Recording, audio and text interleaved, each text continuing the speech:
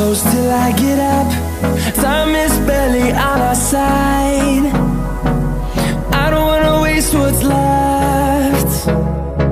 The storms we chase are leading us, and love is all we'll ever trust.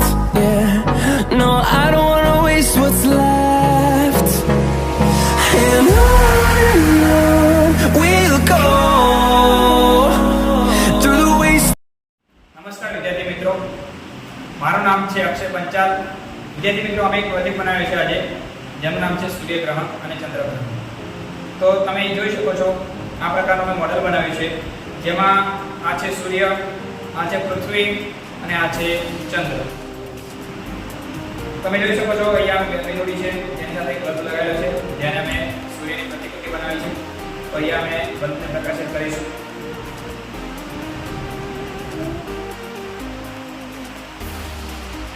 પ્રકાશિત થાય છે એટલે કે આ સૂર્ય છે. આ છે મિત્રો, પૃથ્વી અને ચંદ્ર એ સૂર્યની આસપાસ પ્રદક્ષિણા કરતા હોય છે. પૃથ્વીની આસપાસ ચંદ્ર પ્રદક્ષિણા કરતો હોય છે. ચંદ્ર એ એકમાત્ર પૃથ્વીનો ઉપગ્રહ છે. તો જોઈ શકો છો તમે અહીંયા કે ચંદ્ર એ પૃથ્વીની આસપાસ પ્રદક્ષિણા કરે છે. તો આમ પૃથ્વી અને ચંદ્ર બંને જ્યારે સૂર્યની આસપાસ પ્રદક્ષિણા કરતા હોય અને ચંદ્ર જ્યારે પૃથ્વી અને સૂર્યની વચ્ચે આવે, એટલે કે આ રીતે વચ્ચે આવે ચંદ્ર, તો ચંદ્રનો પડછાયો પૃથ્વી ઉપર પડે છે અને આપણને સૂર્ય દેખાતો નથી. જ્યારે ચંદ્રનો પડછાયો પૃથ્વી પર પડે એટલે પૃથ્વી પર સૂર્યનો પ્રકાશ દેખાતો નથી અને પૃથ્વી સંપૂર્ણ ચંદ્રથી ઢંકાઈ જાય છે. ત્યારે સંપૂર્ણ સૂર્યગ્રહણ થાય છે. ચંદ્ર પૃથ્વી અને સૂર્યની વચ્ચે આવે, પરંતુ સૂર્યનો પ્રકાશ ચંદ્રની આસપાસથી પસાર થતો હોય વલયાકાર, એટલે કે ગોળાકાર સ્વરૂપે બહાર આવતો હોય, ત્યારે વલયાકાર સૂર્યગ્રહણ થાય છે. તો આ રીતે સૂર્યગ્રહણની ઘટના તમે સમજી શકો છો કે સૂર્યગ્રહણની ઘટના એ અમાસના દિવસે થાય છે. એ જ રીતે જ્યારે ચંદ્રગ્રહણ ક્યારે થાય, તો મિત્રો ચંદ્રગ્રહણ વખતે પૃથ્વી અને સૂર્ય બંને વચ્ચે ચંદ્ર હોતો નથી, પરંતુ ચંદ્ર એ પૃથ્વીની પાછળ આવી જાય છે.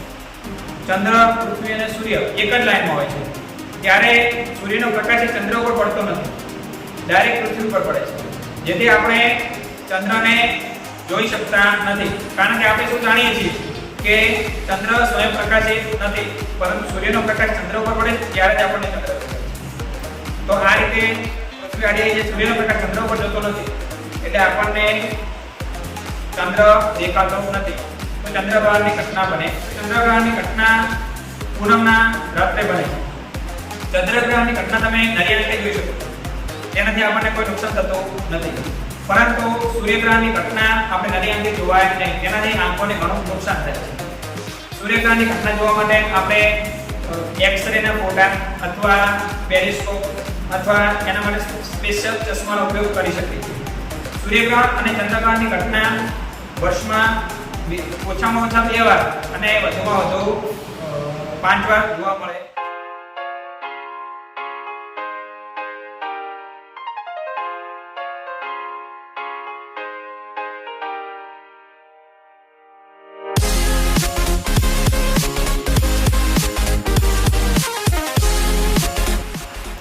એવું નક્કી નથી હોતું કે સૂર્યગ્રહણ એક જ દિશામાં થાય છે અથવા કોઈ ચોક્કસ સ્થળે થાય છે, પરંતુ અલગ અલગ જગ્યાએ સૂર્યગ્રહણ થઈ શકે છે. એનું કોઈ સ્થાન નક્કી હોતું નથી. તો મિત્રો, વિડીયો સારો લાગ્યો હોય તો વિડીયોને લાઈક કરી અમારી ચેનલ સબસ્ક્રાઇબ કરો, જેથી તમને આવા નવા પ્રોજેક્ટ અને એજ્યુકેશનને લગતી માહિતી જાણવા મળે. Thank you so much. જય હિન્દ. વંદે માતરમ.